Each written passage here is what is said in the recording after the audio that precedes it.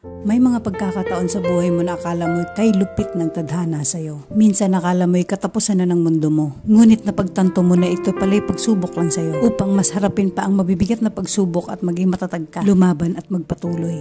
Sa buhay kong ito, hindi ko lubos maisip na sasakay ako sa ganitong sasakyan. Tatahakin ang mundong mapaglaro.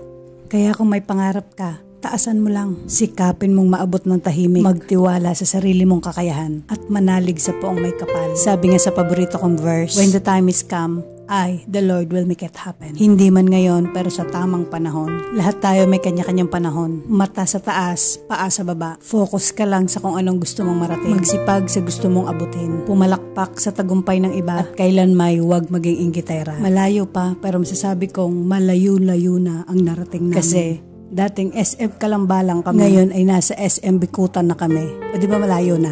Hindi, pero seryoso ako. Yan na may mga gabay ko lang ayon sa experience ko. Experience? Experience. Basta masasabi ko lang, ang sarap lasapin ng tagumpay kapag tunay na pinaghirapan. Dugot pawis ang pinuhunan.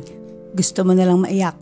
Saka mo masasabi sa sarili mo, Lord, salamat at naghintay ako.